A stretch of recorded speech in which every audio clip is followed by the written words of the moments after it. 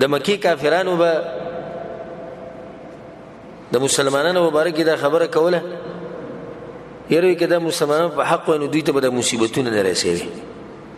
دا نن سبا د ډیرو خلکو جاهلانو دا سوچ دی چې کم سړی په حق نه په دې نعمتونه ډیری یره چې ګوره سیکړي د الله په دوه مهربانه شي نو بیا خدای انګریزان ولیعوذ بالله الله په دې باندې بیا مهربان دی. فرعون، حامان، قارون دا ټول مالدارو نه بلکې چې څومره انسان الله ته نږدې امتحانونه پې ډېري ځکه چې هلته د دعوه کړې ده نو دعوه چې کې هغې به دلیل ښیي که نه دلیل خو دپاره به محنت کوي. یو سړی د سره دعوه نه کوي په خپله دنیا کې مست دی وایي نه مې د آخرت سره کار شته او نه د جنت څه سوچ دی او نه د جهنم نه هیره شته خو به دغه سوچ دی چې ریال به څنګه راځي، ډالر به څنګه راځي، روپۍ به څنګه راځي، خېټه به څنګه ډکېږي، شهوت به څنګه پوره کېږي. اوس لګیا دی په خپل کارونو کې ښه مست لګیا دی څه دعوه یې هم نه ده کړې زه دا کوم دا کوم په خپله دنیا کې لګیا. بل طرف ته هغه بل وایي زه د الله سره محبت کوم وایي زه جنت غواړم زه جهنم غواړم الله یې راښکاره کوي دی خلکو ته. آیا دی په رښتیا جنت غواړي؟ دی په رښتیا د الله سره محبت کوي؟ د هغې دپاره بیا الله سبحانه وتعالی مصیبتونه راولي. دا د رسول زما حدیث دی چې څومره یو سړی الله ته نږدې دومره په هغه باندې مصیبت وي او د پیغمبرانو باندې د ټولو نه زیات مصیبتونه او پیغمبرانو باندې ما اصاب من مصیبة الا باذن الله نرسیږي اس مصیبت مگر په تقدیر د الله سره هیڅ مصیبت نه رسیږي مگر په تقدیر د الله سره په حکم د الله سره چې دې سره د زړه بالکل مطمئن شي د مؤمن بالکل پټۍ پولي ما اصاب من مصیبت الا باذن الله نرسیږي اس مصیبت مگر په اذن د الله مگر په اجازه د الله بس خبر ختم شو. غټ نه غټ مصیبت کا پتا راشي په یو دوه ټکو ختمه بس الله به راځي الله لیکلي او چې الله لیکلي زه به سیمه زه به راځي بالله مخکې سوی ومن يؤمن بالله يهد قلبه او چا چې ایمان راوړو په الله باندې نو کلک بکي زړه د هغه مصیبتونو کې به زړه کلکي. الله اکبر.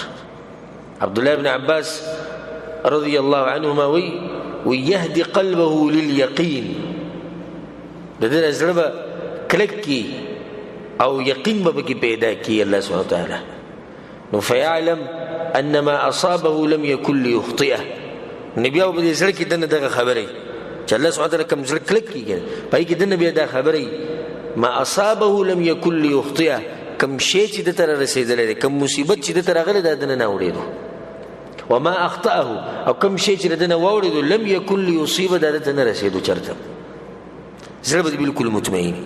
کم مصیبت چې بتا راغله الله په تقدیر کې لیکلی استاد نو مې لیکلو چې بده باندې مصیبت راځي دا بل ته نه وړي دا مراتو تعالی برات او کم شی چې تنه وړي یو نعمت تنه وړي د بل انسان سره یو نعمت شي تاسو سره نشته نه به بس حسرتونه مکو نه دامتونه دی بل ته چې شی را رسیدل هغه ته نه در رسید او ته چې کم شی در رسیدل دی هغه دی بل ته نه رسید. تا عقیده چې کړه تاسو ساتله نو زه دلته لیکل در کومه چې ستاسو د ژوند برنای ستاسو د ژوند به خوشاله ولې دا ډېر خلک نن سبا چې کینو څه د پریادونه کوي د په تقدیر باندې ایمان کمزور دی. تقدیر څه ته وایي چې څه الله سبحانه وتعالی لیکلي بس په دې باندې ایمان مضبوط ساته ژوند به دې پاره وي نو کله چې تاسو په تقدیر باندې راضي شوئ ژوند به یې پاره وي او چې کله په تقدیر باندې ایمان مضبوط نه وکړو والله لازم چې ژوند بس تاسو د غمونو او د سوچونو او د فکرونو ژوندي بس نورو به کې هیڅ نه اوس سړی شپې سمدي ولې داسې وشو که پلان دې څه که ولې داسې وشو بیا به داسې شی بیا به داسې شي که زه هلته تللی وی که هغه دلته راغلی وی که ما هغه ته داسې ویلی وی که هغه داسې کړی ابل څه وایي ابل ته مصیبت رسېدی بېغمه ویده پروت دی خڼارې کوي هلکه ولې بس وی الله لیکلي او چې الله ولي کې پای کې دا خبر پیدا نه ورکړي کې ځال ته تللی وی که دی ما پسې راغلی که ما ورته ورکړی وی که ما له حدیث راکړی وی ارمان چې نه وی تللی ارمان چې راغلی وی پلاني کمپنۍ ته نه وی تللی پلاني کمپنۍ ته راغلی داسې خبرې شوې ابل ښه مطمئن دی بس وی الله لیکلي او الله په خپل کارونو خپوي او دام زمونږ ایمان دی چې الله د بندگانو لپاره شر نه غواړي. حدیث کې راځي رسول صلی الله علیه وسلم وایي چې الله د دې انسانانو سره د هغه مور د محبت نه زیات محبت کوي کوم مور چې خپل بچو سره محبت کوي. د مور محبت د بچو سره څومره ډېر هغې نه زیات محبت الله سبحانه وتعالی زموږ سره کوي. نو موږ چېرته په مصیبت کې نه اچوي، نه موږ په داسې کار کې اچوي چې هغې کې زموږ دپاره شر بلکې الله طرف نه چې څه دي زموږ دپاره هغې کې خیر دی، چې څه دي هغې کې زموږ دپاره خیر دی. په ډېرو ځایونو کې به ته داسې خفه شي کله چې ولې دا کار نه کېږي. اوس یو سړی دی بچی نه کي چې کې شک نشي چې دا غټ مصیبت ترې انسان بچی نه کي. ټول عمر دی ډاکټرانو پسې کته بره ځي او خفه دی، خو دی نه دی خبر د مستقبل نه. مستقبل علم د الله سبحانه وتعالی سره دی. د الله سبحانه وتعالی علم عجیبه علم دی. څه چې شوي دي د الله ته پته ده، څه چې کېږي د الله ته پته ده، څه چې به کېږي په مستقبل کې د الله ته پته ده. او یو شی نشتی که دا وی نو دا به څنګه دا به الله ته پته ده.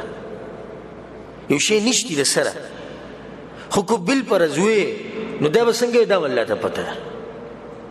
نو الله ته پته ده چې د دې سړي د بچي په مستقبل کې څنګه وي. که بل پرز وله بچي ورکوم خیر به نه په دې بچو کې. دا بچی به کېدی شي د سړي کې دینداري شتي، الله ته پته چې زه وله بچي ورکړم دی د دین بې پرېږدي. دا بچي وله فتنه جوړوي که ډېرو خلکو دپاره فتنه ده او دا به مسله به مخکې راشي. الله سبحانه وتعالی بچي ورنه کړو. یو سړی دی ویزه ځان لایلي، ویزه ځم سعودي عرب ته ځم، دوبۍ ته ځم، فلاني ملک ته، ویزه یې نه لګي چې چا سره ملاوېږي یاره بس پته نه شي څه چللی چې ویزه نه لګي. یعنې که ته څنګه چې پته نه شي څه چللی پته شتي الله سبحانه وتعالی په تقدیر کې لیکلي تا ته ویزه نه لګي او تا ته د مستقبل پته نه شي کېدای شي په دغه ملک کې تا ته څه نقصان در رسي. هلته د پیسې ګټلو کې ستا دپاره خیر به نه وي، کېدای شي د هغې دلاسې ته بېدینه کېږي، کېدای شي یو بل غټ مصیبت راشي. رسول صلی الله علیه وسلم حدیث کې وایي په صحیح مسلم کې د حدیث ته صهیب رضی الله عنه وایي عجبا لامر المؤمن. رسول صلی الله علیه وسلم وایي د مؤمن دا خبره ډېره عجیبه ده. ان امره كله خیر، دا هغه په هره خبره کې خیر پروت دی. وليس ذاك لاحد الا للمؤمن. او رسول صلی الله علیه وسلم دا خبره صرف د مؤمن نه لو چاته دا خبره نه ملاوي. دا شان د مؤمن دی. بس څه خبره ده؟ ان اصابته سراء شکر، کله چې په الله سبحانه وتعالی څه نعمت راووري شکر دی، شکر وباسي، فکان خیر الله، نو دا شکر ویسته د لپاره غوره شي.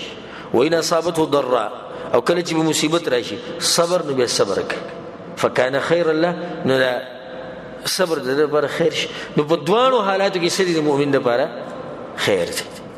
په نعمتونو کې شکر وباسه ستا لپاره خیر شو، په سختو په مصیبتونو کې صبر کوه ستا لپاره څه شو؟ خیر شو. زما تاسو ټولو ته د نصیحت، ټولو رونو او خویندو مشرانو کشرانو ته چې په مصیبتونو کې خفه کېږئ مه، او په مصیبتونو کې په ځان باندې بد حالات مه جوړوئ چې ځمکه او اسمان بیا یو کې اور چاته فریاد کوئ رب العالمین ته فریاد کوئ.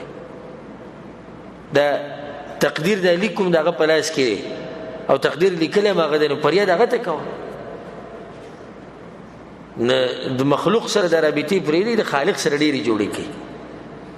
دا بعض مشرات دي کشرانو له تیزي ورکوي، وایي رابطې جوړوي، د حالاتو هېڅ پته نه لګي. موږ وایو صحیح ده که رابطې جوړوو، د الله سره رابطې جوړ کړه، د حالاتو هېڅ پته نه لګي. قیامت عمره روان دی، رابطه پکار ده الله سبحانه وتعالی سره.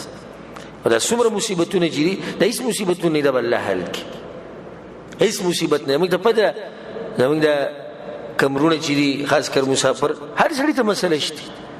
یو تاسو ته مسلې نه کې زه د خپلې مسلې شروع کوم، کېدای تاسو نه خپلې هېرې شي، او که تاسو ما د خپلې شروع کړي کېدای زما نه زما هغه هېرې شي، او که د بل هغه واورو کېدای زموږ خپلې ټولې هېرې شي، او که د هغه بل واورو نه کېدای چې زموږ د هر څه هېر شي. تاسو لاړ شئ هسپتالونه وینئ، والله لازم چې تاسو واریان شي، دا روغ بدن در سره دی. ته راشئ هسپتالونو کې چې د چکر لګوئ کله نه کله هسپتال ته، خاص کر هغه واټ ته ځئ کوم کې چې داسې مریضان دي چې هغه په خطرناک بیماریانو کې. ته ورشئ کوم واټ چې د کینسر د بیمارانو هلته ورشئ د هغوی څه حال وي، او ته ورشئ هغه ځای کوم ځای کې چې کسان اکسیډنټ وکړي د هغې د لاسه هغوی مفلوج شي ټول عمر له، او په کومه کې پراته وي په هغو پسې ورشئ. موږ وایو حالات کمزوري دي او قرضې دي ته لارې کیسو ته وځه. پرون به ما پسې یو کس راغی، پرون د پرونۍ د مازدیګر خبره، پرون ما پسې یو کس راغی، زه ګاډي نه راکوزم، ما پسې راغی وایي ما له 15 لکه ما ډوډۍ نه خوړلې. موږ د الحمدلله ډوډۍ خبر ټیم میلاوي او کوم کس چې ما دا خبره کول نو کته رزمه کې د کته ماته نه کته زه پوه شم چې د کار دا نه دی. حالات په دې سره غلي چې غریب دغه یو طریقه جوړه کړه بس، او ماته په دې و چې لکه د خلکو کې زوري چې کدي سره د خبره وکم. خو ماته کته نه چې سړی دې کار کې عادتي نه خبره ډېر په زور او شور سره کوي. نو مې ګور د الله سبحانه وتعالى نعمتونو ته دا موږ په څومره نعمتونو کې ډوب پراته دغه باوجود زموږ شکوي شکایتونه ختمېدو ول نه. د الله سبحانه وتعالى شکر وباسئ او په تقدیر باندې ایمان مضبوط ساتئ او صبر کوئ. ان شاء الله د مصیبتونو د هر څه ختم شي او یو ورځ به دې سره شي ان شاء الله چې موږ به په جنت الفردوس کې قدم کیدو، په جنتونو کې بیا خو د هر څه بالکل ختم شي.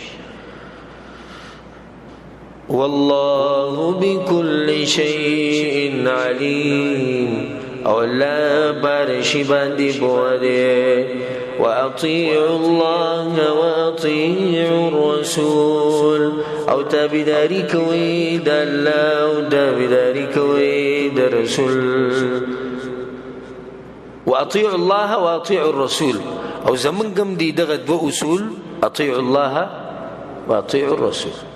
جديد لا خلک زموږ سره دښمنان هم ډېری کوي، نو څوک راته الله مذهب وي او څوک راته وهابي وي او څوک راته د پلاني ملک نه پیسې اخلي او څوک د پلاني نه اخلي. زه ویل هلکه نو دې آیت مبارکې سه واطیعوا الله واطیعوا الرسول، واطیعوا الله واطیعوا الرسول. د الله ومني، د الله د پیغمبر ومني، او د چا خبره چې الله او د الله د پیغمبر د خبرې سره برابري هغه ومني. هغه په حقیقت کې دغه سړي خبره منل نشو، هغه الله او د الله د رسول خبره منل شو. زه اوس لګم دي چې تاسو قرآن بیانو، قرآن د چا خبري؟ د الله خبري. تاسو دا خبري ومنلې، د تاسو زما خبره ومنلې کړه الله ومنله، د الله خبره ومنله. الله دې مونږ په دې مذهب او په دې طریقه او په دې منهج باندې مضبوط ساتي چې هغه کې ټول کوشش دی چې زه به څنګه قرآن او حدیث ته رسم، زه به څنګه د الله خبره او د رسول خبرو ته رسم. خو سوال لري چې الله ر تقدیر مسله بیان کړه، بیا دلته وی زما اطاعت کوي او د پیغمبر ولې دلته دا خبر راوړه د دې لپاره راوړه. کچرته مصیبتونه پتا سو باندې ډیر شي نه د الله او الله پیغمبر اطاعت ته پرې نه ګډوډ نشي. ګوره اډې خلک به مصیبتونه ګډوډ شي، دین تی پاتې دین دنه چرته پاتې نشي. ګوره مصیبتونه دا امتحانونه دي. فإن توليتم نکچرته وګرځېدې تاسو مخم واړو په مصیبتونو کې ګډوډ شو، دین دنه پاتې شو. اډې خلک سو زمړ وي به موږ سړي او پتا سړي ته تر ځوان ځنه وي زه پتا سړي به موږ سړي او پتا سړي. نو ګور هغه سخت مزدوري او ریال ګټل هغه ته غمون سکو هغه ته پاتې کو. الله کې چرته تاسو ووري دي الله د اطاعتنا او د رسول الله اطاعتنا. فإنما على رسولنا البلاغ المبين، نو یقینا پر رسول زمون باندې رسول ښکار دي. زمون پیغمبر ذمہ واري چې دغه خبره به در رسي، حساب پر رسول کوي الله یې غبس کوم بیا.